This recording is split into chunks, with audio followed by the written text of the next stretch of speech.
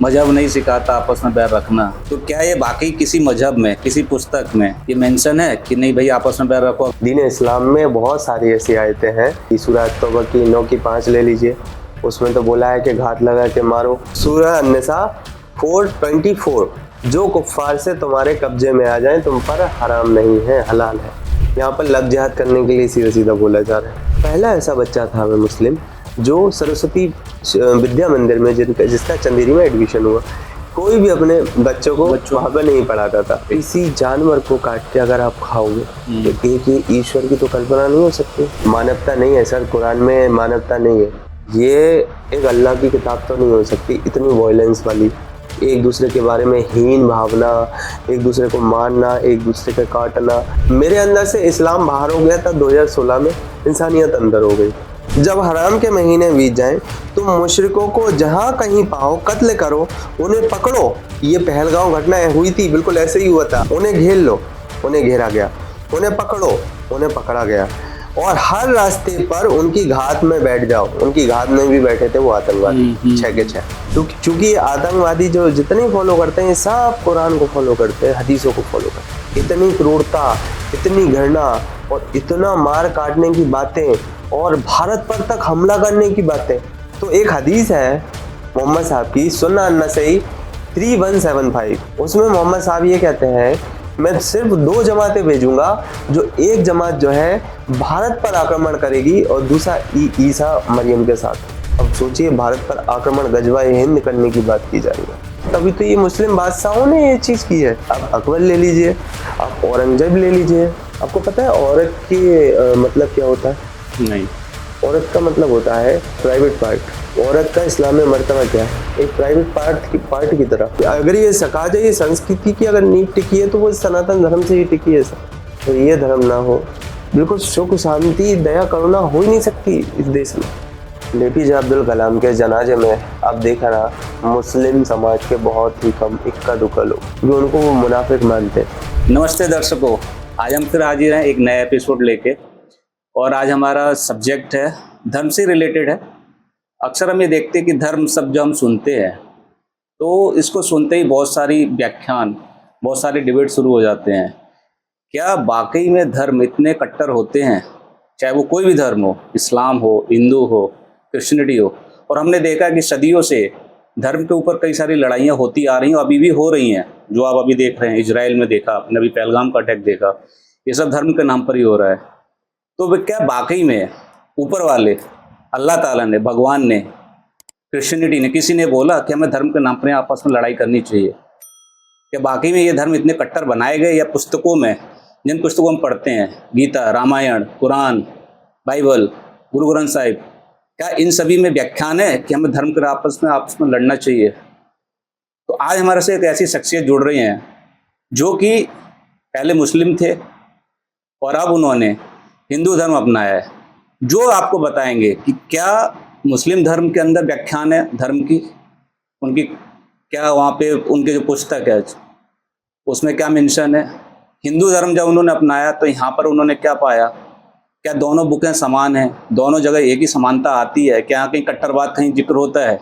आज आप social media खोल के देखेंगे, हर जगह मैं देखता हूँ हिंदू भाई मुस्लिम भाई आपस में लड़ रहे हैं। वो कहता है मेरा धर्म ऊंचा, वो कहता है मेरा धर्म ऊंचा, मेरे धर्म की ये बात अच्छी है, मेरे धर्म में ये खासियत है। तो ये पुस्तकों के द्वारा हुआ है या इंसानों के द्वारा हुआ है, इसको हम थोड़ा टटोलने की कोशिश करते हैं। तो बिना कोई समय व्यर्थ किए हम आज का एपिसोड शुरू करते हैं और हमारे साथ जुड़ रहे हैं अनय। अनय, आपका इस शो में स्वागत है। जी, जय हिंद, वंदे मातरम, जय इंसानियत, जय श्री राम। तो अनय, सबसे पहले आप बताइए कि मैं आपको अस्सलाम वालेकुम बोलूँ, राम राम बोलूँ या राधे राधे बोलूँ? देखिए, इस्लाम चूँकि कहा जाए कि इस्लाम में अक्ल हराम है, तो चूँकि अक्ल लगाई तो इस्लाम छूट गया। तो आप अब मुझे कहा जाए कि जय श्री राम बोल दीजिए, राधे राधे बोल दीजिए, हर हर महादेव बोल दीजिए, जो भी बोलना है आप बोल सकते हैं। तो किसी शब्द में बुराई नहीं है? जी बिल्कुल नहीं है। तो हम जब अगर मैं देखता हूँ, जो अभी मैंने एक छोटी सी बात हम स्टार्ट यहाँ से ही करते हैं कि अगर मैं किसी को बोलते राधे राधे बोल देता हूँ, या वो कहते हैं होली पे रंग लगाना हराम है, क्या वाकई में ऐसा होता है? हाँ, देखिए मैं आपको बताता हूँ, इस्लाम में कहा जाए कि जब आजान होती है अल्लाह अकबर, तो आजान में कहा जाता है कि अल्लाह के सिवा और कोई माबूद नहीं है, पूजनीय नहीं है। तो यहाँ पर सिर्फ एक ही ईश्वर की बात हो रही है इस्लाम में।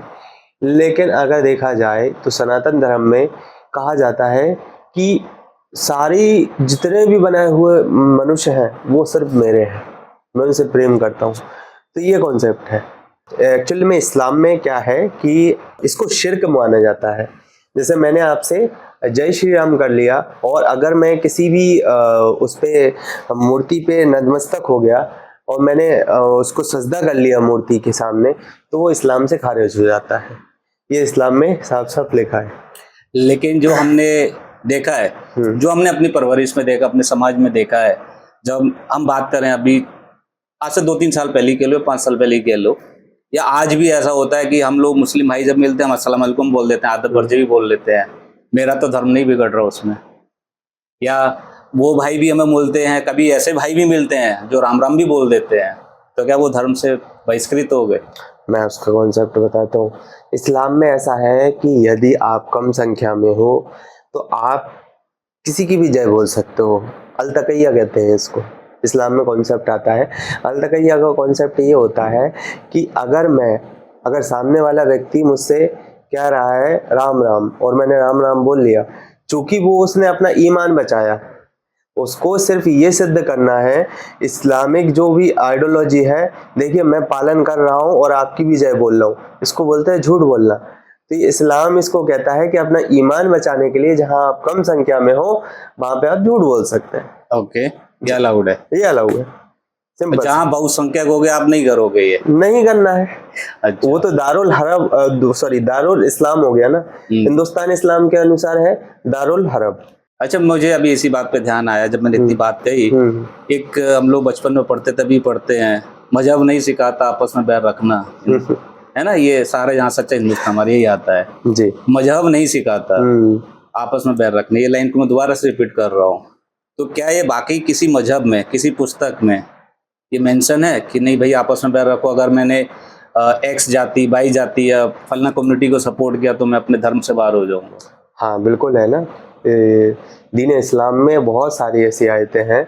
सूरह अल-बकरा सूरह तौबा की 9 की 5 ले लीजिए, उसमें तो बोला है कि घात लगा के मारो काफिरों मुशरिकों को। ये लिखा हुआ है? ये लिखा है, क्लियर है। सूरह अत-तौबा आयत नंबर 9 की 5 कुरान में, और सूरह अल-बकरा आयत नंबर 191 इसमें भी साफ साफ लिखा है कि जब हराम के महीने बीत जाएं तो मुशरिकों को जहां पाओ वतम्मुल उनका कत्ल करो। ये सूरह अत-तौबा 9 की 5 में लिखा है।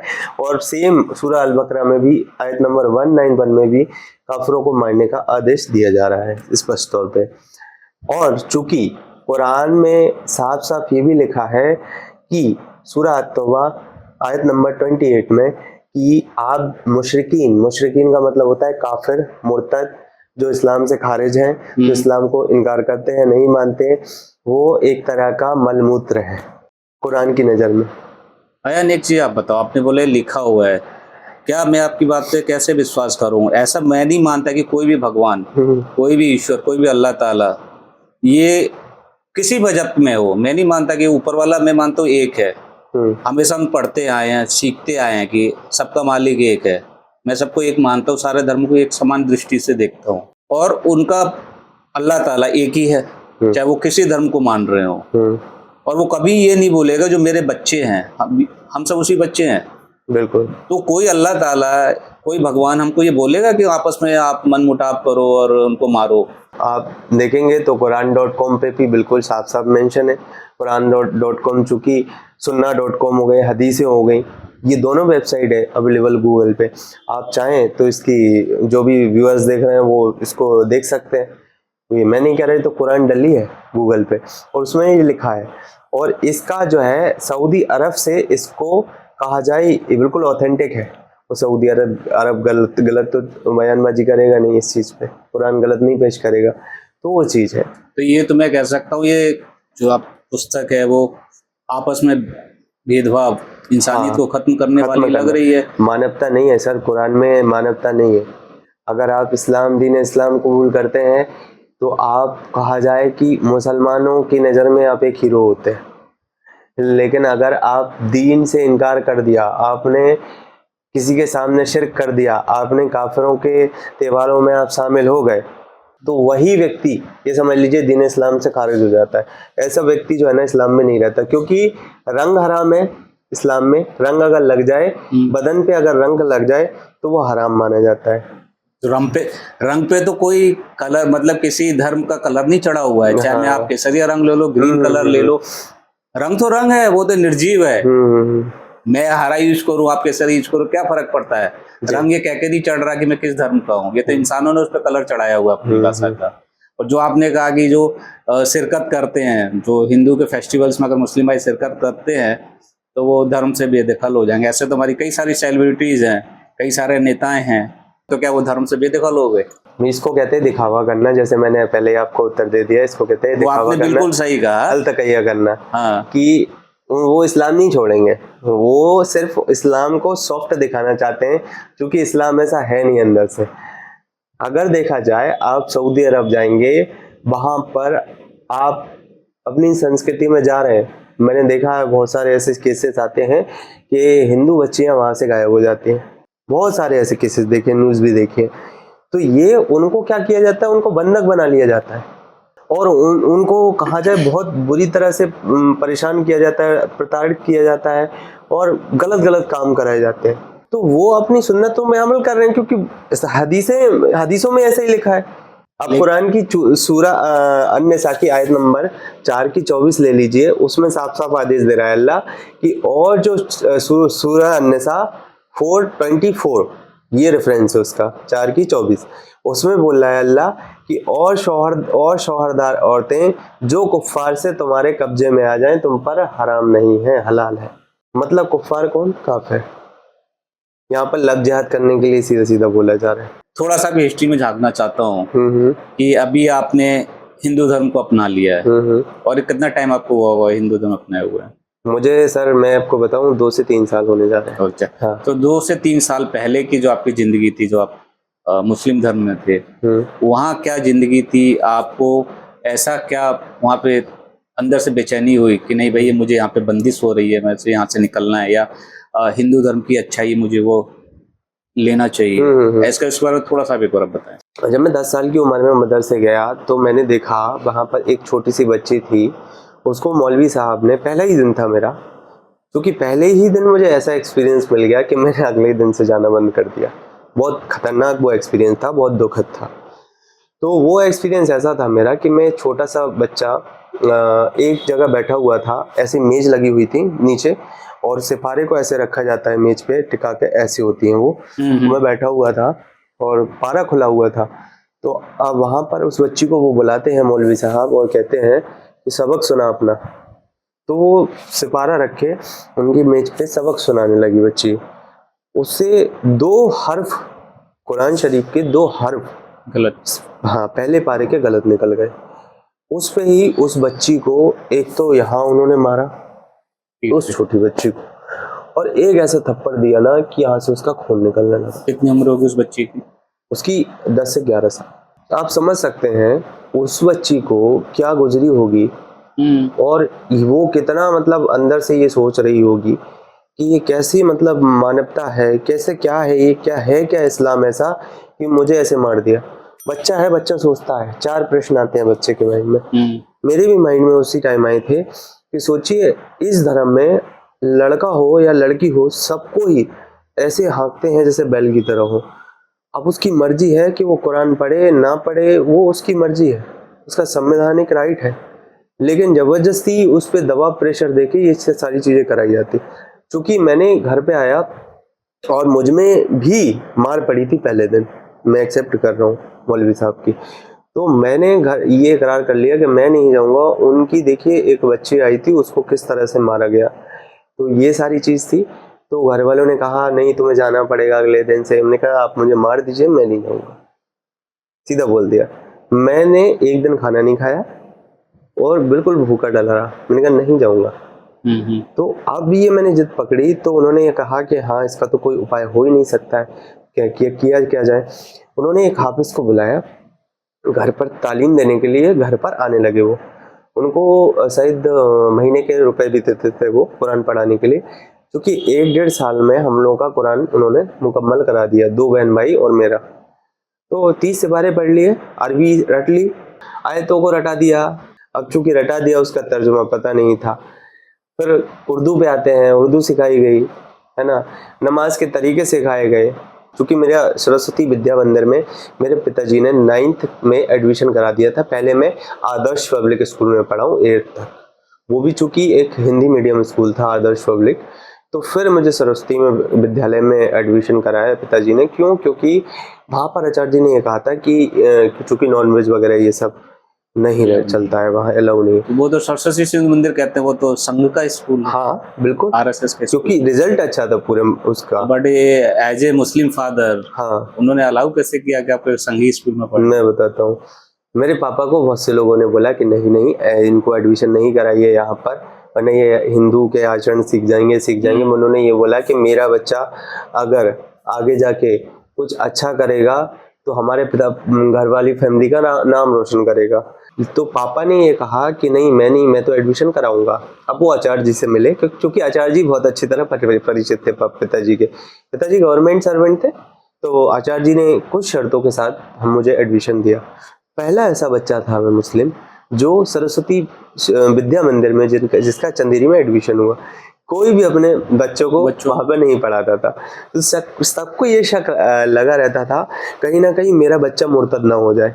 इस्लाम में मुर्तद कहते हैं इस्लाम से खारिज होना, तो मुर्तद अगर हो गया तो दीन इस्लाम में लाना बहुत मुश्किल हो जाता है, क्योंकि उसको सच्चाई पता चल जाती है। फिर आचार्य जी फिर उन्होंने बोला कि तुम्हें पता है ये दुनिया किसने बनाई? मैंने कहा अल्लाह ने बनाई है।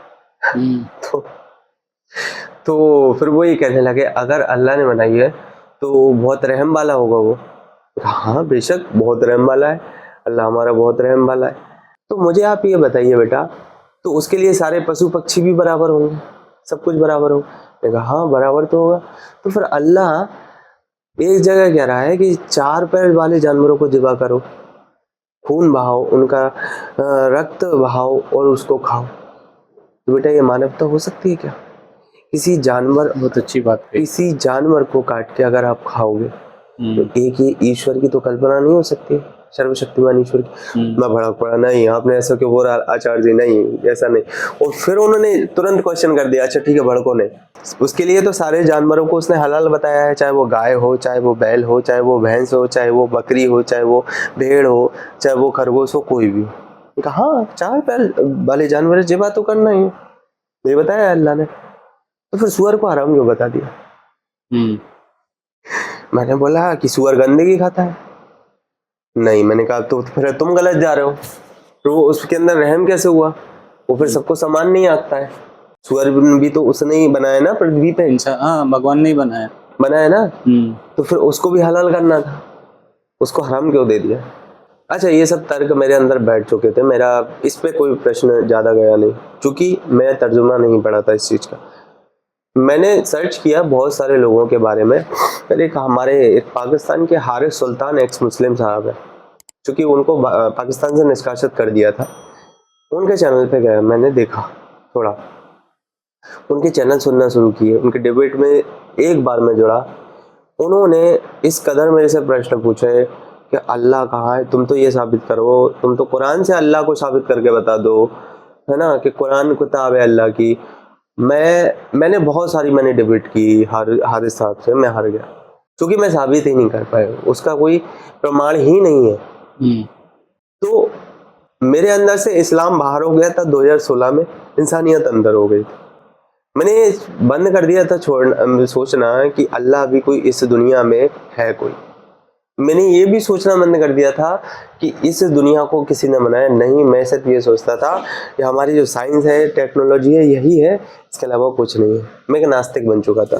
मैंने अभी कहीं रिसेंट में पढ़ा या सुना था कि जो ओरिजिनल जो लिखी गई थी उसको तो कोई खा गया, बगैर कुछ पन्ने बचे, और फिर इंसानों ने अपने हिसाब से जो समझ में आया उस हिसाब से लिखा। क्या ये सही बात है? ये एक अल्लाह की किताब तो नहीं हो सकती, इतनी वायलेंस वाली और इतनी खतरनाक, जिसमें मैं क्रूरता, एक दूसरे के बारे में हीन भावना, एक दूसरे को मारना, एक दूसरे का काटना और एक दूसरे के खिलाफ कहा जाए घृणा फैलाना, ये एक ईश्वर की तो बात नहीं हो सकती।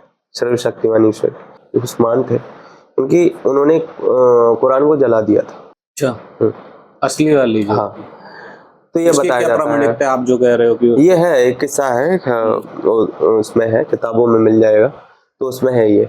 तो अब चूंकि उस्मान ने भी कुरान जलाई थी, एक जो आपने कहा कि वो कुरान खा गई थी, तो ये बकरी खा गई थी उसको, वो भी एक किस्सा मिलता है किताबों में। अब मैं आपको बताता हूँ, ये बात बिल्कुल सही है कि कुरान को ये लोग आसमानी किताब कहते हैं। अभी हमने जंतर मंतर पर 16 मई को कुरान की 24 आयतों के खिलाफ, चूंकि ये हमारा फैसला नहीं था, दिल्ली कोर्ट का 1986 का ये फैसला था कि ये 24 आयतें समाज में घृणा, मारने काटने की और भी सारी हीनता फैलाती हैं। ये आयतें, ये सरकार को जस्टिस दिया था उन्होंने, पर इस पर कोई गौर नहीं हुआ। ये दिल्ली सिविल कोर्ट का फैसला था 1986 का। पर अब इसी के उसमें हमने आंदोलन किया था कुरान की 24 आयतों को लेकर। लेकिन कहा जाए कि जो कुरान की बात होती है, तो मैं तो बिल्कुल ये सही कहता हूँ कि ये ऐसी किताब तो बिल्कुल नहीं हो सकती कि ये बिल्कुल मानवता के खिलाफ है। ये अल्लाह, और ये कहा जाए अगर कोई भी किसी को भी माने कि हाँ उसने सृष्टि की रचना की है, तो सृष्टि की रचना करने वाला अपने बच्चों को मारेगा, भगवान या ईश्वर जो भी आप कहें, वो ऐसी आयतें, ऐसी किताब में ऐसी आयतें नाज़िल नहीं कर सकता। करेक्ट है। तो आप ये मुझे लगता है ये मुल्ला का इस्लाम है। जो आपने बोला, मैं अगर इसको ऐसे बोला, मैंने आपको मान भी लिया कि अल्लाह ताला सबसे सुप्रीम सोल है, सुप्रीम पावर है, बट कोई भी मैं उनको फादर मान लेता हूँ कि मेरे बहुत पावरफुल फादर हैं अल्लाह ताला। कभी वो मेरे को बोलेगा कि जाओ हिंदू भाइयों को मारो या नहीं, काफिरों को मारो, कभी नहीं बोला, क्योंकि उसके लिए तो सारे बच्चे एक समान है ना। क्या वो मुस्लिम भाई हो, हिंदू भाई हो, क्रिश्चियनिटी के हों या सिख धर्म, किसी भी एक्स जाति के हो, वो उसके लिए तो सारे बच्चे बराबर है, सारे जीव जंतु बराबर है।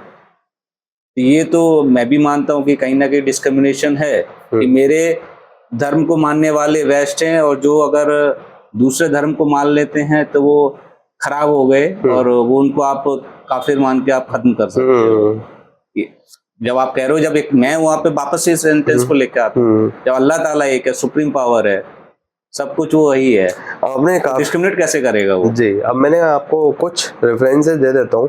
आपने बोला है कि काफिरों को मानने वाली आयतें, तो उनका रेफरेंसेस भी रख देता हूँ ताकि हमारे व्यूअर्स तक भी पहुँचो, वो इसको आइडेंटिफाई कर पाए। अब देखिए, सूरा 4 निसा की आयत नंबर 56 है। इसमें ये लिखा है कि जिन लोगों ने हमारी आयतों का इनकार किया, उन्हें जरूर अनकरीब आग में दाखिल करेंगे।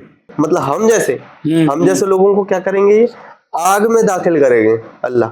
ये कुरान में लिख रहा है, ये 56 आयत है, ये आप भी देख सकते हैं। तो कोई अल्लाह, भगवान, ईश्वर कोई चाहेगा मेरे बच्चे को आग में दाखिल किया जाए? ये लिखा है, कुरान में लिखा है। और आग में दाखिल करेंगे और उनकी खालें जल जाएंगी, उनकी खालें जल जाएंगी, तो हम उनके लिए दूसरी खालें बदल देंगे।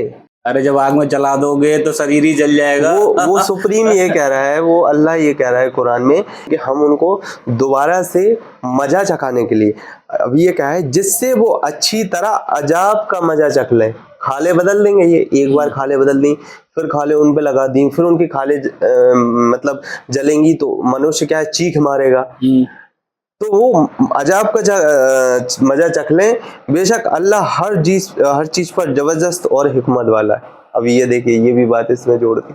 सूरा 5 अल मैदा आयत नंबर 51, ए ईमान वालो, यहूदों नसरानों को दोस्त न बनाओ, है ना, वो आपस में एक दूसरे के दोस्त हैं, और तुम में से कोई उनसे दोस्ती रखेगा तो वे उनमें से हैं। बेशक अल्लाह जालिमों को हिदायत नहीं देता है। मतलब हमें कोई हिदायत नहीं देगा, हम जालिम हैं अल्लाह की नज़र में, क्योंकि हम इस्लाम को फॉलो नहीं कर रहे। मतलब हम काफिर हैं, मुर्तद हैं, हम अल्लाह की नज़र में जालिम हैं। तो ये, हाँ, यहूदों से, नसरानों से और काफिरों से भी दोस्ती ना करो। कुरान में अल्लाह बोल रहा है ऐसा। तो इस तरह की बातें, मूर्ति पूजकों को मतलब मारो, मूर्ति पूजकों का कत्ल कर दो, मुशरिकीन का मतलब वही होता है काफिर, मूर्ति पूजक। सूरा 9 तौबा आयत नंबर 5।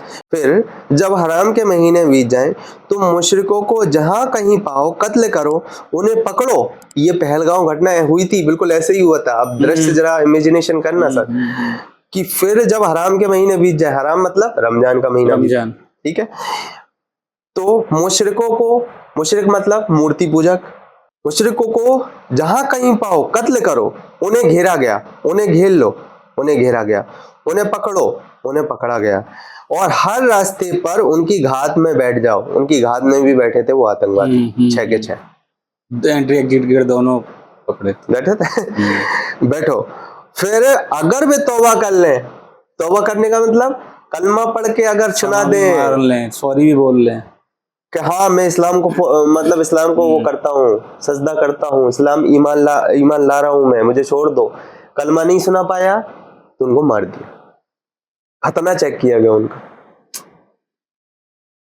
यार वो घटना तो अब हम सभी जानते हैं कि इतनी बड़ी, छोटी सी एक से उनके लिए वो छोटी घटना हो गई, लेकिन पूरे मानव जाति, पूरे विश्व के लिए बहुत बड़ी घटना थी। बिल्कुल बिल्कुल। तो सूरा 9 तौबा आयत है 123। इसमें क्या बोला है? ए ईमान वालों, अपने आस पास रहने वाले काफिरों से जंग करो। ये कुरान में लिखा है सर। तो चूंकि ये आतंकवादी जो जितने फॉलो करते हैं, सब कुरान को फॉलो करते हैं, हदीसों को फॉलो करते हैं, सब के सब। ये होती कहाँ से जनरेट है? ये कट्टरता ये कुरान से ही जनरेट होती है सर। अब ऐसी आयतें नाज़िल हैं कि अब तो आप खुद देख लीजिए ना, साफ साफ बोल रहा है अल्लाह। सूरा 9 तौबा की आयत नंबर 123 में कह रहा है, ए ईमान वालों, अपने आस पास रहने वाले काफिरों से जंग करो। ये अल्लाह कह रहा है कुरान में। और चाहिए कि वे तुम पर सख्ती पाए, जान लो कि अल्लाह डर रखने वालों के साथ है। बताइए, ऐसी ऐसी चीजें कुरान में लिखी गई हैं, एक नहीं बहुत 120 मतलब 160 ऐसी आयतें हैं सर कुरान में। आपने जो, मैं वापस आपके स्कूलिंग पे लेके जाता हूँ, आपने वहाँ पे जो डिस्कशन हुआ, उसके बाद मुस्लिम धर्म को आपने फॉलो किया, फिर एकदम से सडन आपके जीवन में ऐसे क्या टर्निंग पॉइंट आया कि मुझे यहाँ से निकलना चाहिए? जी मैं पहले एक और रेफरेंस रख देता हूँ दर्शकों के बीच में, काफिरों से रिलेटेड, कि काफिरों को मारने के लिए क्या क्या बोल रहा है अल्लाह। तो सूरह तहरीम की सूरह 66 है, तहरीम की आयत नंबर 9 है। इसमें बोला गया है, अल्लाह कह रहा है कुरान में, ए नबी, काफिरों और मुनाफिकों से जिहाद करो और उनका ठिकाना जहन्नुम में, मतलब आप और हमारा ठिकाना जहन्नुम है, ये अल्लाह कह रहा है। नहीं, ये मैं आपकी चलो आयतों की बात करता हूँ। हाँ नहीं ये तो सारे आपके इस कुरान में आप कह रहे हो लिखी हुई है, पुस्तक के अंदर मेंशन है, फिर भी इस पे कोई ऑब्जेक्शन क्यों नहीं उठाता है? सर दिल्ली कोर्ट ने, सिविल कोर्ट ने इस पे ऑब्जेक्शन उठाया हुआ है, उन्होंने न्यायिक फैसला दिया था इस पर। चूंकि सरकार ने इस ओर ध्यान नहीं दिया, तो 1986 में आप समझ सकते हैं कि किसकी सरकार थी। इस फैसले को सर ये समझ लीजिए, उस जस्टिस का भी मुझे लगता है यहाँ पर रहना बहुत मुश्किल हो गया होगा दिल्ली में, क्योंकि उसने ऐतिहासिक फैसला दिया था। उसने बहुत अच्छी तरह इसको जांचा, कुरान की सच्चाई के ऊपर उसने फैसला दिया कि हाँ ये सही बोल रहे थे ये लोग, जिन्होंने ये एफआईआर दायर की थी हाँ कोर्ट में, कि हाँ ये बिल्कुल सही थे, ये घृणा फैलाती हैं, मारने की बात करती हैं ये आयतें। तो उसको उस पर कोई अमल नहीं किया गया, लागू नहीं किया सरकारों ने। मैंने आज तक तो ये कुरान तो कब का 160 ये आयतें निकल जाए। पहली बात मैं आपको बता देना चाहता हूँ सर, और अल्लाह ने कुरान ता कयामत तक मुसलमान के ऊपर फर्ज कर रखी है। तो ये जो आयतें हैं कभी मुसलमान कुरान से हटा ही नहीं सकता, कभी नहीं हट सकती है, ये कयामत तक रहेंगी। अगर ये कोर्ट और गवर्नमेंट का आदेश हो तब नहीं हटा सकता सर।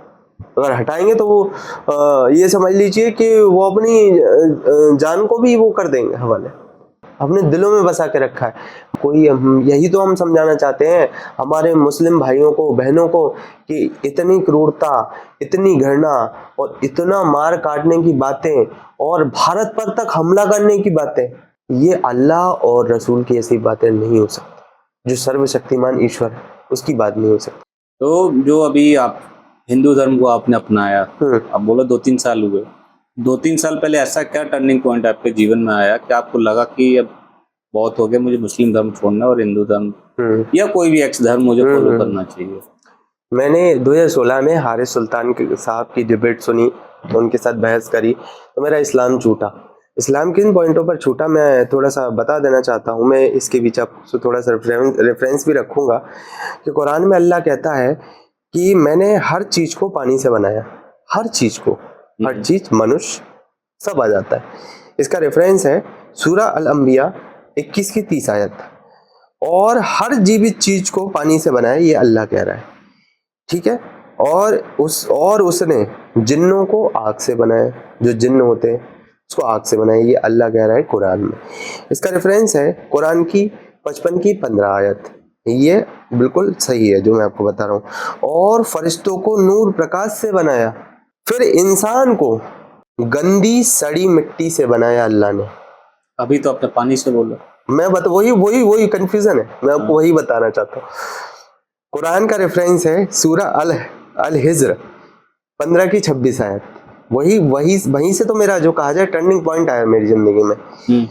और हमने इंसान को बजने वाली सड़ी गंध वाली मिट्टी से पैदा किया, कुरान की 15 की 26 आयत कह रही है ये। फिर अल्लाह कह रहा है हमने इंसान को बीर या स्पर्म ड्रॉप से बनाया। ये कैसे हो सकता है? बल्कि इन्होंने तो कहा है, खुद ही एक्सेप्ट किया है कि अल्लाह एक प्रकाश है। तो हाँ, वीर या मैं भी मानता हूँ कि वीर या स्पर्म ड्रॉप से वो कैसे बना सकता है इंसान? अल्लाह नूर है, ये तो हमने ही पढ़ा है। हाँ, और ये कुरान कह रही है सूरा अल इंसान 26 की 2 आयत, नुत्फा वीर, ये कुरान की आयत कह रही है। तो अब आप ये बनाइए, अब ये बताइए, हो गए, 3 सेंटेंस आ गया। हाँ ना? एक जगह वाटर आया, एक जगह आपका मिट्टी आया, एक जगह आपका स्पर्म आ गया। स्पर्म आ गया। अब मैं किसको सही मानूं? यही एग्जैक्ट चीज थी सर, इसी का मेरा आंसर कोई नहीं दे पाया। कहा था कि तुम ये अपनी अकल जो है ना कहीं और जाके लगाओ।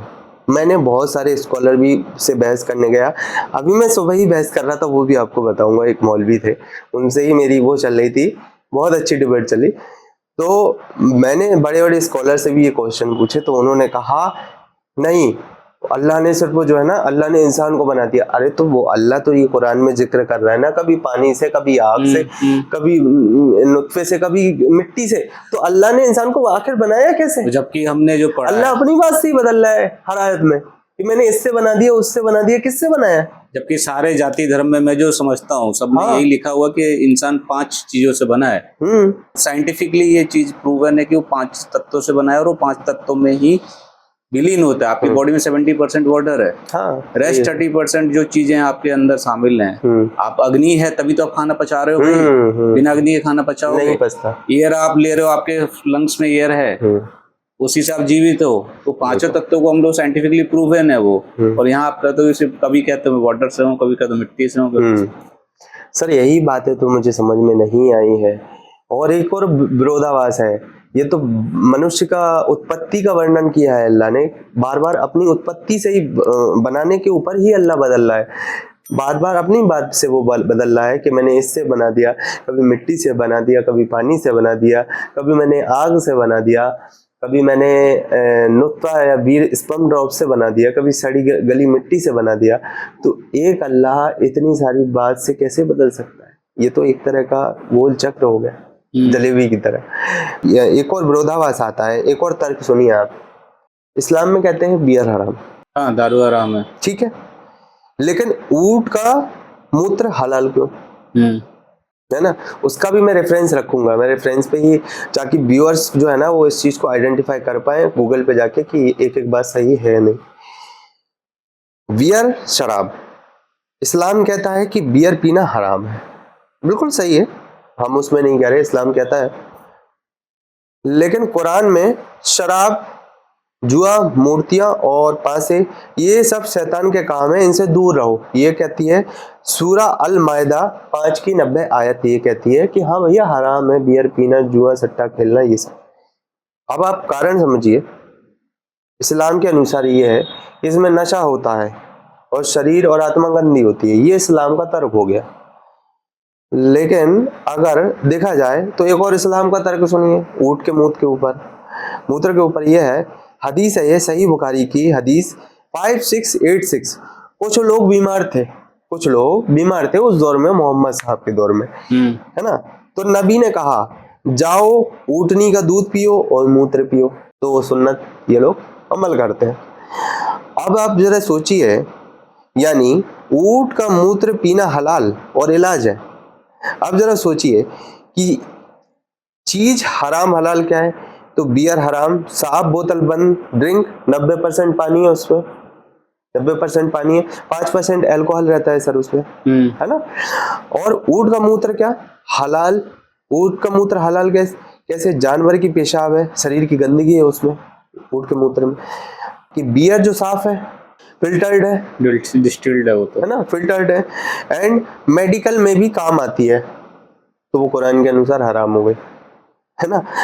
लेकिन ऊँट का पेशाब जो शरीर से निकलने वाली गंदगी है, हलाल कैसे?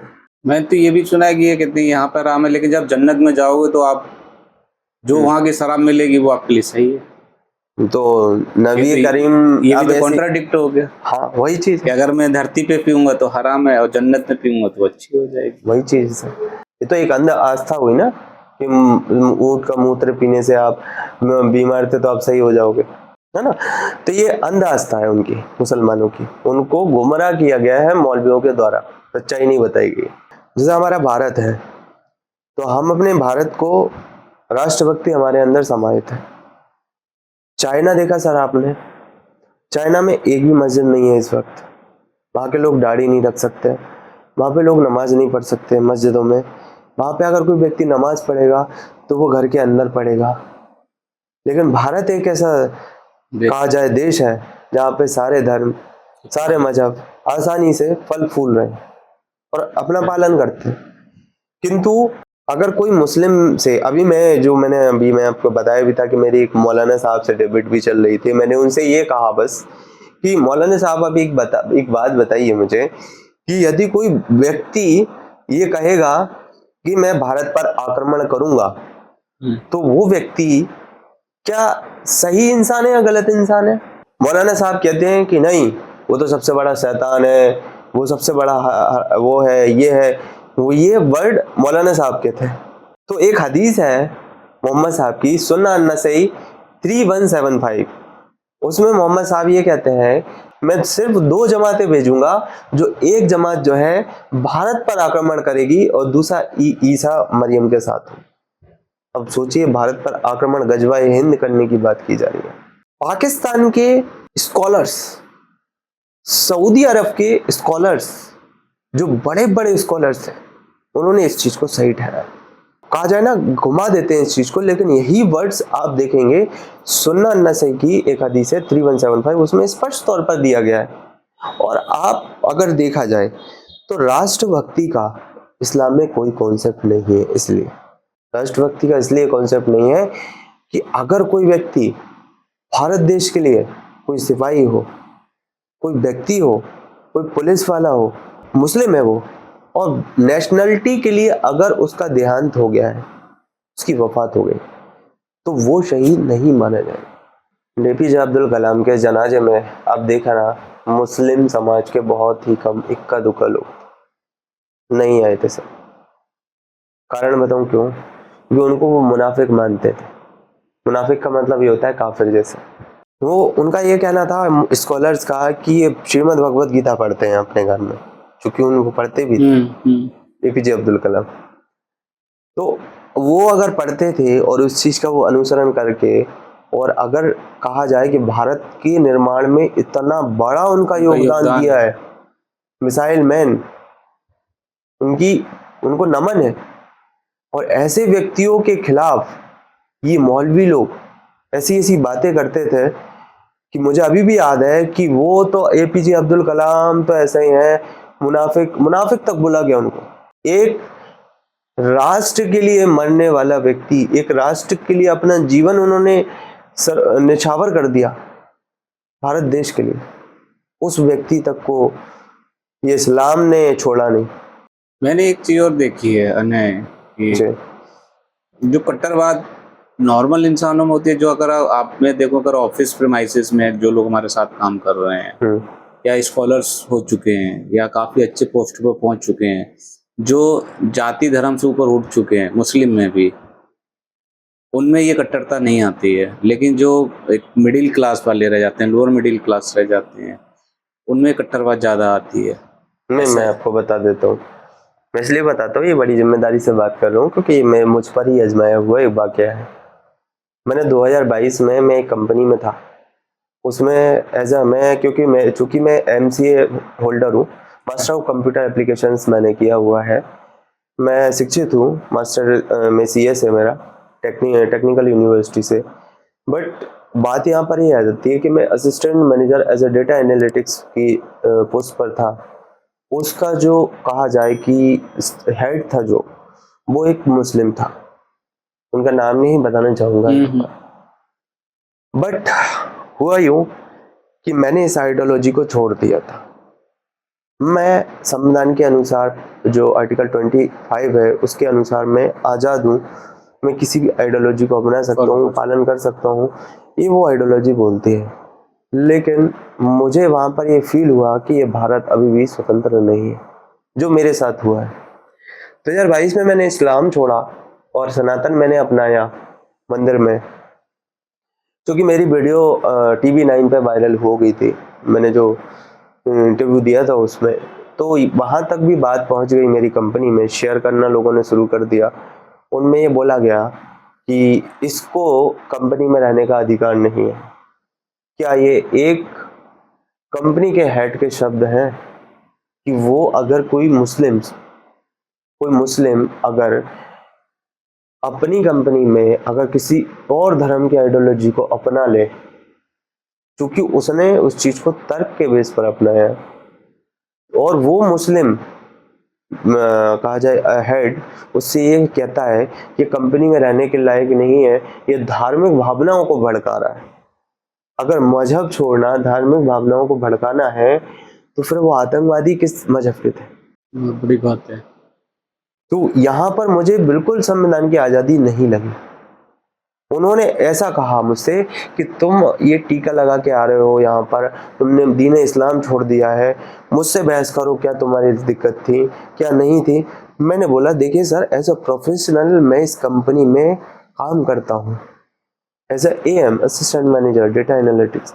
मैं आपके में ये मजहब की अगर आपको डिबेट है करना है, तो आप जो है एक मंच तैयार कीजिए, हम वहाँ पर सर बिल्कुल तर्क रखेंगे अपने।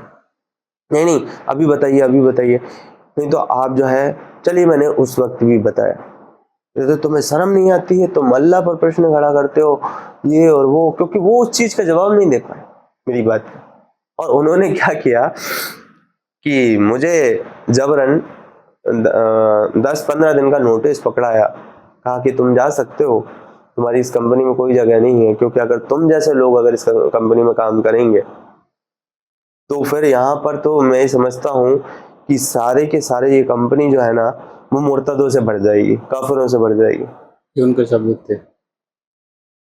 तुम जैसे व्यक्ति को नौकरी करने का अधिकार नहीं है भाई। सूरा अत-तौबा की 9 की 29 आयत है, उसमें भी साफ साफ बोला गया, ए ईमान वालों, काफिरों और मुनाफिकों से जिहाद करो, है ना, कि जब तक वो ईमान ना लाए, और अगर वो ईमान नहीं लाते हैं तो उनसे जजिया टैक्स लीजिए। अगर उनको इस्लामिक कंट्री में रहना है तो उनको जजिया टैक्स देना पड़ेगा। क्या जजिया टैक्स? आपके ही धन से उनको टैक्स देना पड़ेगा रहने के लिए। ओके। जजिया कर हमने तो अकबर से पहले वाले राजा के टाइम पे सुना था, जजिया टैक्स बिल्कुल होता था वो। तो आप समझ सकते हैं कि ऐसी ऐसी आयतें लिखी हैं, तभी तो ये मुस्लिम बादशाहों ने ये चीज की है, जमीन पर उतारी हैं ये सारी चीजें। अब अकबर ले लीजिए, आप औरंगजेब ले लीजिए, ये जितने कहा जाए कि भारत पे इन्होंने आक्रमण किया, ये सारे विदेशी थे।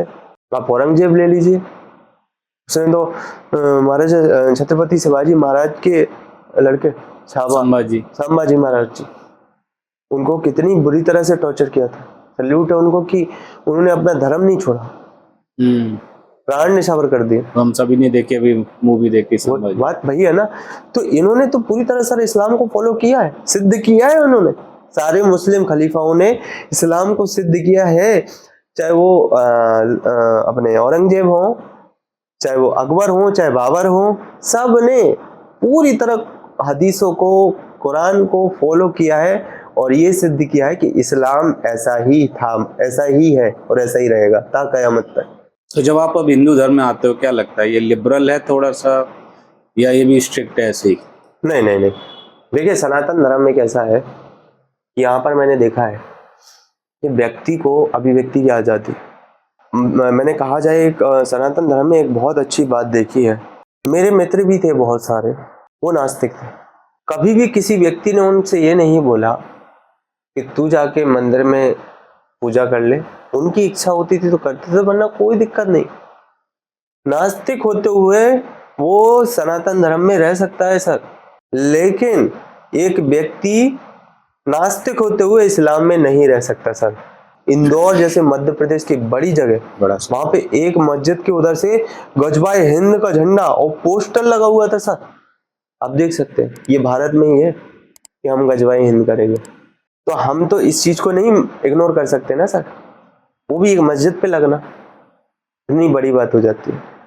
जहाँ मुझे समझ में इतनी देर में कि ये तो पुस्तक का खेल है, अब उसमें कितनी बातें सही हैं गलत हैं ये तो अब जो इसको फॉलो कर रहे हो बता सकते हैं, बट उससे ज़्यादा इम्पैक्ट इसमें जो उसके बीच के जो मौलाना है उनके द्वारा ये किया जा रहा है। बिल्कुल सर, ये मौलवी मुल्ला जितने हैं ये इंसानों को, मुस्लिम समाज को ऐसे सबसे ज़्यादा प्रताड़ित मौलवी मुल्लों से ही, इस्लाम के जितने भी हमारे भाई बहन हैं सभी लोग प्रताड़ित हैं। और इतने सारे जो वो बनाए हैं रूल्स रेगुलेशन बनाए हैं जो हम लोग डेली सोशल मीडिया पे सुनते हैं देखते हैं कि आप ये करोगे तो ये हराम है, आपको निकाह में ये करना चाहिए, आपको हलाला जो भी बहुत ज्यादा चला ट्रिपल तलाक, तो इस हिसाब से तो लगता है कि औरतों की तो बहुत बुरी हालत है मुस्लिम समाज में। अब मैं आपको बता देता हूँ, सही बुखारी की हदीस है उसमें 2658, उसमें तो जो कहा जाए इस्लाम में औरत को औरत में नहीं कह सकता आप। और सबसे पहले मैं आपको बताता हूँ हिंदू धर्म में, सनातन धर्म में, मुझे बताइए स्त्री को एक पवित्रता की नजर से देखा जाता है, पूजा होती है, देखा जाता है ना स्त्री को पवित्रता की नजर से। आपको पता है औरत की मतलब क्या होता है? नहीं।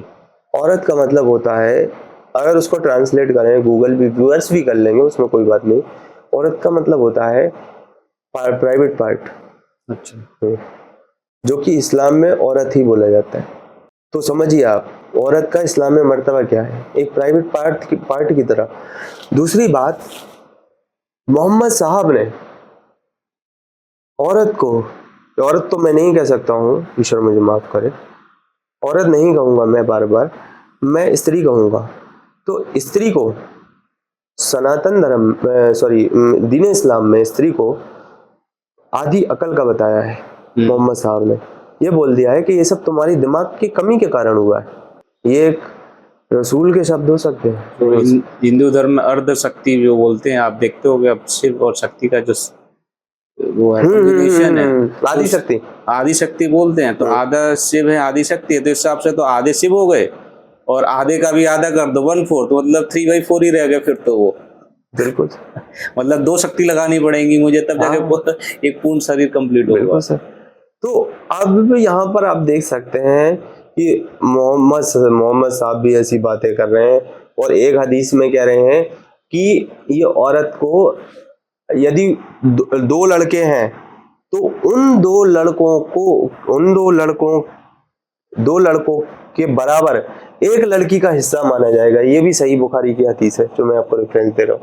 और मोहम्मद साहब ने एक हदीस में सिर्फ औरत को आधी गवाही का माना है, ये आधी गवाही दे सकती है। स्त्री को दीन इस्लाम में आधी अकल का वो हक है, आधी जायदाद का हक है, आधी कहा जाए शहादा बोलते हैं उसको, शहादा का मतलब गवाही। अच्छा, आधी गवाही का, ये कैसे दीन इस्लाम आपको लगा? और सबसे बड़ी बात, मेरी खुद सिस्टर के साथ ट्रिपल तलाक करने की कोशिश की गई थी 2022 में, इसलिए मैंने इस चीज का बेड़ा उठाया और मैंने बोला ये इस्लाम मेरे बस की नहीं है, मैं इसमें नहीं रह सकता। ये जो कि मेरे परिवार के साथ ऐसी घटनाएं हो रही हैं तो सोचिए ऑल वर्ल्ड में दीन इस्लाम में लड़कियों की क्या वाकयात होते होंगे उनके साथ। मैंने अपनी बहन के लिए लड़ाई लड़ी क्योंकि मौलवी सिर्फ ये एक मोबाइल देने के पीछे, जाहिर सी बात है आप ये चाहते हैं कि हमारी बहन ससुराल में अच्छा रहे, हमारे संपर्क में रहे, लेकिन दीन इस्लाम में इसको शरीयत के खिलाफ माना जाता है मोबाइल देना। वो मौलवी आया, मोबाइल तो मोबाइल थे ही नहीं किस टाइम 2022 नहीं नॉट 2022, जब शरीयत की आप बात कर रहे हो, हाँ जब वो पुस्तक लिखी गई उस टाइम तो मोबाइल थे नहीं। पर ये मौलवी मुल्ला का इस्लाम बता रहा हूँ ना मैं आपको, यही सारे नचाते हैं। वो आया, कहने लगा कि तुम्हारे तो लड़की का जो है ना, आपकी लड़की का तलाक हो जाएगा अगर ये आपने मोबाइल नहीं रखवाया घर पे, तो ये वो आपका लड़का दे के आया। मैंने कहा क्यों नहीं दे सकता मैं मोबाइल, यहाँ पे शरीयत चल रही है, ये दारुल इस्लाम है क्या भारत, बताओ क्या है ये, निजी दारुल अमन है। मैंने कहा दारुल अमन मत बोलिए इसको, आपके अनुसार ये आप अब आए हैं मेरे घर, मैं जब मस्जिद में आता था आपसे क्वेश्चन पूछने तो आप मुझे भगा दिया करते थे वहां से, आज जबकि मेरी बहन का आप ये चीजें लेके आए हैं, आपको शर्म नहीं आती है इस तरह की बातें करते हुए। मैंने ऐसे अल्फाजों से उनसे बात की कड़क तरीके से, और ये एक हर भाई को गुस्सा आएगा कि जब उसकी बहन के साथ ये अत्याचार करने की कोशिश करेगा। तो वो चीज़ थी, ये आए और कहने लगे मुझसे कि तुम्हारी बहन का ऐसा ऐसा हो जाएगा, तो अपना मोबाइल जो है, अपनी लड़की का मोबाइल आप रखवा लीजिए, अन्यथा लड़का ऐसा ऐसा कर देगा, तलाक दे देगा, 3 तलाक। मैंने बोला मैं नहीं करूँगा, नहीं रखवाऊंगा अपनी बहन का मोबाइल, मैं क्यों लेके आऊँ जब यहाँ पर संविधान लागू है भारत में। ये दारुल इस्लाम नहीं है भारत, दारुल हरब है तुम्हारे ही अनुसार, क्योंकि तुम्हें गजवाए हिंद करना है, इसलिए दारुल हरब है, मतलब झूठ बोल के तुम यहाँ रह रहे हो काफिरों से, सनातनियों से, तो इसलिए अब तुम्हें जो है ना गजवाए हिंद करना है, इसलिए अब तुम यहाँ पे ये मुस्लिम लोग करते हैं ऐसा। मेरी बहन को छोड़ दिया जाता है मायके, मतलब घर पे। मैं पुलिस में FIR की थी मैंने बहन को लेके, तो FIR की लेकिन कुछ हुआ नहीं, क्योंकि पुलिस का सिस्टम उन लोगों ने पूरी तरह से अपने ऊपर ले रखा था, समझ गया होगा। फिर मैंने डिस्ट्रिक्ट में SP ऑफिस में और लेडीज पुलिस जो थी उसके थ्रू मैंने गुहार लगाई, एक कंप्लेंट दी, और मैंने ये तक बोला कि मैं मुख्यमंत्री जी से भी मिलूंगा इस संदर्भ में अगर ये सारी चीज़ें सॉल्व नहीं हुई तो। हालांकि एक मैंने कार्रवाई करके एक वकील के द्वारा नोटिस कहा जाए, नोटिस लिखवाया है, इस चीज़ पे नोटिस लिखवाया है कि आगे से अगर ऐसी चीज़ें होंगी तो इसके जिम्मेदार आप ही होंगे जो कार्रवाई होगी, मेरे बहन के साथ ऐसा नहीं होना चाहिए। तो आज मेरी बहन वो संविधान के अनुसार उस घर में जा पाई है। तो उन्होंने तलाक दे दिया था, फिर वापस गए। हाँ, मैंने उस चीज़ को डिस्ट्रिक्ट में गुहार लगाई, SP साहब के पास गया, मैं बहुत परेशान हुआ, क्योंकि यहाँ पर कहा जाए मुस्लिम लोग बिल्कुल इस चीज़ में कॉम्प्रोमाइज नहीं करते।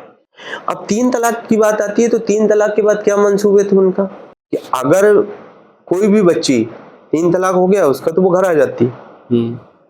अब क्या था, अगर उसको निकाह करना है उसी आदमी के पास जाना है कि हाँ बेगम मैं मुझसे गलती हो गई, अब मैं तुमसे फिर से निकाह करना चाहता हूँ, तो क्या होता, कुरान की सूरह अल-बकरा कुरान की 230 आयत है, उसमें सीधा सीधा लिखा है कि अगर 2 के बाद तीसरी बार अगर तलाक दे दे तो औरत को जो है ना फिर से कहा जाए हलाल होने के लिए दोबारा से दूसरे आदमी से निकाह करना पड़ेगा, फिर वो अगर पहले पति के पास आना चाहती है वापस तो आ सकती है। ये तो चक्रव्यूह में फंसते चले जाओ। आप ये समझिए कि वो मुस्लिम बच्ची, वो मुस्लिम स्त्री, उस पर क्या बीतती होगी। गलती पुरुष की, भुगते स्त्री, भुगतना तो पुरुष को चाहिए ना, हलाला पुरुष का होना चाहिए, स्त्री ही क्यों भुगते। आपने जो बोला ये मतलब एक बार तलाक हो गया तो भी उसका हलाला कराना पड़ेगा, या 2 बार हो गया तीसरे वाले बोल रहे हो। एक तो जैसे आप बोल जो वर्ड सुनते हैं तलाक तलाक तलाक बोल 3 बार बोलते हैं। हाँ तो 3 बार बोलना। अच्छा 3 बार बोलना, मुझे 3 बार अलग हुए। बोलना सर, बोलना। 3 बार अगर बोल दिया उस व्यक्ति ने तो वो तलाक हो गया। अरे तो मैं तो गुस्से में, हमारी लड़ाई होती रहती है, मैं तो ऐसे डेली बोल दिया तलाक तलाक अलग हो गए भाई, अल्फाजों का इतना पावर दे दी गई है। क्योंकि सनातन धर्म में ये सब प्रवृत्तियां नहीं है। शुक्र है भैया हम हिंदू धर्म से है कि जहाँ पे रूल्स रेगुलेशन इंडियन गवर्नमेंट के फॉलो होते हैं और समाज एक सही दिशा पे चल। नहीं, बहुत ही अच्छी चीज है। और सनातन संस्कृति मुझे कहा जाए कि बड़ी अच्छी लगी इस चीज में, जहाँ पर उगते हुए सूर्य की भी पूजा उपासना और पूजा पद्धतियाँ, और कहा जाए हर तरफ शांति दया करुणा सारी चीज़ों में। मैंने ऐसा कोई भी ऐसा इंसान नहीं देखा सनातन धर्म में कि जो मानव बम बन के जाके फट जाए कहीं और जाए। आज तक की मेरी नॉलेज में तो नहीं ऐसा। मैंने जहाँ भी देखा है सिर्फ हमारे सनातनी भाई बहनों को बड़े अच्छे हैं वो, दया करुणा सारी चीज़ें।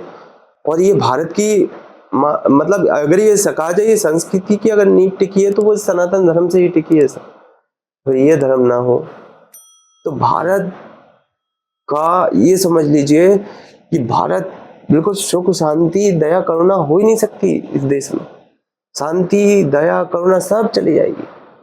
अब आपको सुकून है? जी मुझे तो बहुत सुकून है सर। और मैं तो भगवान श्री कृष्ण का कहा जाए कि बड़ा भक्त हूँ, राधा रानी का। ऐसा नहीं है, मैं महादेव भगवान को भी मानता हूँ, भगवान श्री राम को भी मानता हूँ। मैं हर किसी को पूजा करता हूँ। और मैं कहा जाए मुझे गायत्री मंत्र भी याद है, ओम भूर्भुवः स्वः तत्सवितुर्वरेण्यं भर्गो देवस्य धीमहि धियो यो नः प्रचोदयात्। अने आपको अभी 2-2.5 साल इस धर्म में हो चुके हैं, आपने दोनों धर्मों को देख लिया, तो हमारे जो यूथ हैं या हमारी जितने भी समाज हैं उसको आप ये क्या संदेश देना चाहेंगे? देखिए मैं अपने जितने भी यूथ हैं, मुस्लिम भाई बहन है, चाहे वो सनातनी भाई बहन है, वो हर धर्म की सच्चाई को पहले जाने। क्योंकि अगर धर्म की सच्चाई को जानेंगे तभी आप कहा जाए एक अच्छे व्यक्ति बन पाएंगे। धर्म की सच्चाई को कैसे जानना है? किताबों को पढ़िए, उसकी सत्यता को पहचानिए, उसकी सारी चीज़ों को पहचानिए। वेद पढ़िए, उपनिषद पढ़िए, श्रीमद् भगवद गीता पढ़िए, हर पुस्तक पढ़िए जिसमें कहा जाए कि जिससे आपके अंदर मानवता आए। और मैं मुस्लिम नौजवान भाई बहनों से ये आग्रह और निवेदन करता हूँ कि मौलवी मुल्लों की बातों से अलग होकर बहुत सारे ऐसे प्लेटफॉर्म हैं, गूगल पे भी। गूगल एक ऐसा जरिया है आज के कि हर चीज़ मौजूद है गूगल पे। तो कुरान.com ले लीजिए आप, वहाँ पे पूरी कुरान पढ़ लीजिए, हर सूरा डला है, हर आयत वहाँ पे मौजूद है, उसका तर्जुमा भी मौजूद है, मतलब उस जिसने लिखा तफसीर भी मौजूद है अगर तफसीर देखी जाए। और हदीस जानना है आपको तो sunnah.com पे चले जाइए। और अगर ये भी नहीं कर सकते हैं आप तो सबसे अच्छा है कि लाइए अपने घर उस पुस्तकों को और पढ़िए और उसकी सच्चाई जानिए कि इस दीन इस्लाम आखिर क्या सिखाता है, निष्कर्ष निकाल के। और अगर आप क्योंकि मुझे ऐसा नहीं, हिंदुस्तान के 1.5 करोड़ एक्स मुस्लिम हो चुके हैं, इस्लाम से बाहर हो चुके हैं। अगर एक अनय कुमार अगर गलत होता है, एक्स मुस्लिम अनय, क्योंकि मेरा नाम अजीजुल हसन था पहले, अजीजुल हसन, अगर एक एक्स मुस्लिम बाहर निकल सकता है या फिर 1.5 करोड़ एक्स मुस्लिम बाहर निकल सकते हैं, मतलब 6% मुस्लिम पॉपुलेशन से 6% बाहर निकल चुके हैं इस्लाम से। तो आप समझ सकते हैं ये मुस्लिम नौजवानों को भी हकीकत जानने की आवश्यकता है। और मैं ये कहना चाहूँगा कि अगर किसी मुस्लिम, और भी सारे लोग हैं जो भी जिनको भी ऐतराज़ हैं, तो मेरा एक्स मुस्लिम अनय के नाम से भी चैनल है यूट्यूब पर। उसमें मैं प्रॉपर ऑथेंटिक मतलब होता है कि कुरान से और हदीस से वही शब्द निकलेंगे, अरबी में भी। ऐसा नहीं है कि मैं अपनी तरफ से दिखाता हूँ। तो एक्स मुस्लिम अनय के नाम से है वो चैनल। जिसको भी ऐतराज़ है, इस वीडियो में भी ऐतराज़ है, तो वो उस चैनल पे आके मुझसे बात कर सकता है। तो दर्शकों, आज हमारे साथ जुड़े त्याने जिन्होंने बहुत ही खूबसूरती से बताया कि इस्लाम धर्म में क्या कमियां हैं, क्या बुराइयां हैं। इन हदीसों को इन्होंने पूरी डीप नॉलेज के साथ आपके साथ साझा किया। और सनातन धर्म की भी व्याख्याएं उन्होंने बताई कि सनातन में क्या खूबियां हैं। दोनों पक्षों को उन्होंने प्रॉपर वे में रखा। मैं समझता हूँ आप भी दोनों पक्षों को आराम से सुनेंगे, एनालिसिस कर सकेंगे कि हाँ वाकई में कि जैसे इन्होंने अनय में एक मैसेज दिया कि आप किसी भी धर्म को फॉलो कीजिए, किसी धर्म को मानते हैं, पहले उस धर्म के बारे में प्रॉपर जानिए, डीप नॉलेज दीजिए। आपकी जो ग्रंथ बुक बनी हुई हैं, जो पुस्तकें बनी हुई हैं, उसको पहले एक एक शब्द की मर्यादा को, उसके शब्द को तौलिए, उसकी डीप नॉलेज लीजिए। ब्लाइंडली कोई भी चीज़ फॉलो मत कीजिए, चाहे वो किसी भी धर्म से जुड़ी हो। आप नंबर्स की भी बात करो, उनसे भी आप पहले उसके तथ्यों को जानिए, उसको पहचानिए, तभी उस चीज़ को प्रॉपर वे में फॉलो कीजिए। हमारे समाज के भी बहुत सारे ऐसे लोग हैं जो अपने हिसाब से चीज़ों को तोड़ मरोड़ के पेश करते हैं। तो क्या हम जो वो व्यक्ति हमसे जो कह रहे हैं, जब मौलाना साहब का जो XYZ को भी पर्सनली बात कह रहा है, पहले हम उसको जस्टिफाई करें, उसको नॉलेज को परखें कि बाकी में ऐसा लिखा हुआ है, इसका सबूत क्या है। आप हर चीज़ को एक साइंस के तरीके से तोलने की कोशिश कीजिए कि साइंस में जब तक कहते हैं, जब तक कोई चीज़ प्रूफ ना हो जाए, हैंस प्रूफ वर्ड नहीं लग जाता, तब तक नहीं माना जाता। सिमिलरली जो आपकी धर्म की पुस्तकें हैं, ज्ञान की पुस्तकें हैं, उसको हैंस प्रूफ करके तभी उसको फॉलो कीजिए। तो आशा करता हूँ कि आपको ये एपिसोड पसंद आएगा, और हम आपके साथ और भी कई तरह टॉपिक्स पे नए नए एपिसोड लाते रहेंगे, आपके साथ लोग विचार साझा करते रहेंगे, और हम आपसे पुनः मिलेंगे। तब तक के लिए धन्यवाद, शुक्रिया, नमस्ते।